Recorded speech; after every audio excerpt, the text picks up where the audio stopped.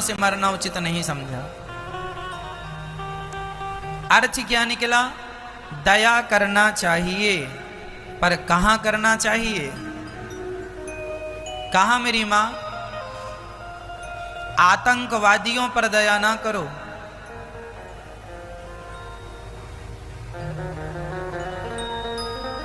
हमारी सेना, हमारे जवानों के ऊपर जो पत्थर फेंकते हैं ना लोग, ये लोग दया के अधिकारी बिल्कुल नहीं हैं। इन पर दया नहीं करनी चाहिए। हमारी सेना के ऊपर, हमारे जवानों के ऊपर जो पत्थर फेंकते हैं, सिर तोड़ देते हैं पत्थर से, घायल कर देते हैं, ये पत्थर फेंकने वाले ये दया के अधिकारी नहीं। इन पर तो दया नहीं होनी चाहिए। परंतु जो अपराधी शरण में आके कहे कि मैं अब अपने अपराधों को भूल जाऊंगा, मुझे अवसर दिया जाए, माफ कर दो।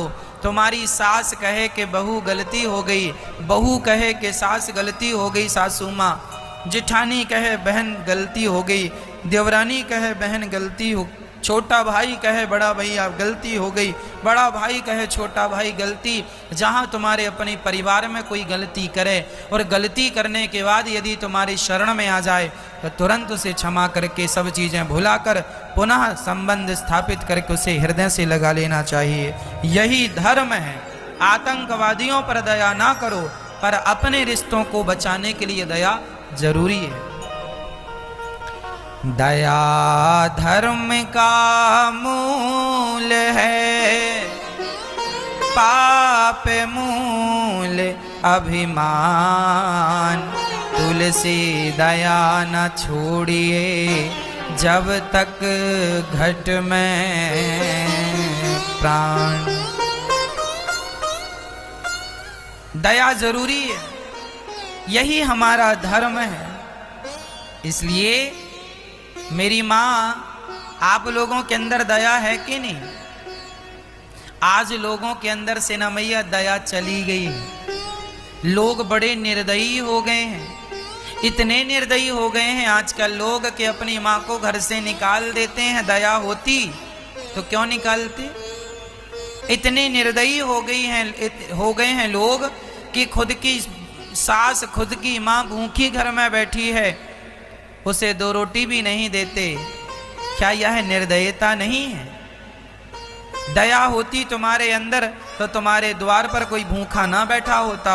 आज तुम्हारे दरवाजे में तुम्हारे अपने भूखे बैठे हैं, इसका मतलब तुम्हारे हृदय में तनिक सी भी दया नहीं। और दया ना होने का परिणाम जानते हो मेरी माँ? अगले जन्म में इसका बड़ा भयंकर परिणाम मिलता है। जब हम किसी पर दया नहीं करते, तब हम पर भी कोई दया नहीं करता। हम पे कोई दया नहीं करता, तनिक सी दया नहीं आती किसी को। एक बैल था, गर्मी का समय था, हल जोत रहा था बैल। वह बैल बड़ा प्यासा था, बड़ा भूखा था, पर किसान हल जोतने वाले बैलों को पता है, अब तो ट्रैक्टर का ज़माना है। पहले क्या होता था, एक बांस के डंडे में एक कील लगाई जाती थी आगे की तरफ, बड़ी पैनी होती थी, वह बैल को चुभोई जाती थी, तब बैल चलता था। एक बैल था, बड़ा प्यासा था, बड़ा भूखा था। वह अपने मालिक की तरफ बार बार देखता कि पानी पिला दो, भोजन करा दो, पर मालिक तो खेत जोते जा रहा। उसकी हिम्मत नहीं एक पग रखने की।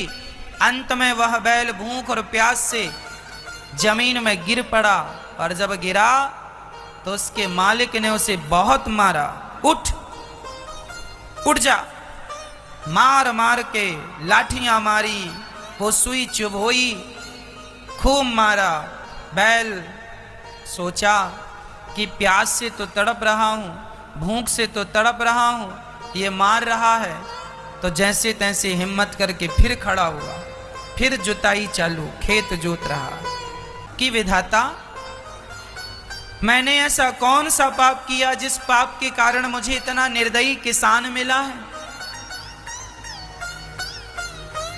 ये ना मेरी भूख देखता है ना मेरी प्यास देखता है, बस काम काम कराता रहता है। हे विधाता मैं बैल हूं, मैं कुछ बोल नहीं सकता, मुझे बता दे मैंने कौन सा पाप किया है जिस पाप के कारण मुझे ये दंड मिल रहा है। तब विधाता ने कहा बैल पिछले जन्म में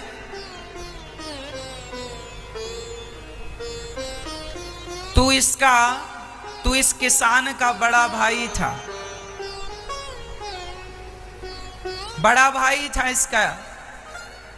अच्छा ये किसान मेरा छोटा भाई था? हाँ पिछले जन्म में तू इसका बड़ा भाई था, ये तेरा छोटा भाई। तू बड़ा था, तेरा बाप जल्दी से गुजर गया था, तू बड़ा था, तुझे सब ज्ञान था कैसे खेती बाड़ी करते हैं, कैसे अपने नाम पे करते हैं। छोटा भाई तेरा कुछ ज़्यादा ही छोटा था, भोला था, सरल था, सीधा था। तूने सारी प्रॉपर्टी कब्जा कर ली, अपने नाम कर लिया और अपने छोटे भाई को फूटी कौड़ी नहीं दिया। तेरा भाई भूखा रहा करता था, तुझसे कहा करता था भाई वो खेत मुझे दे दे, पिता का है, थोड़ा सा तो हो, तो तू घर से निकाल देता था, चला आया खेत मांगने। तेरा भाई भूखा सोता था, भूखा, उसके पास कोई साधन नहीं था, न पानी पी सकता था बढ़िया सा, शुद्ध पानी नहीं था, प्यास लगे तो वो नल जाता था वहां पी के आता था।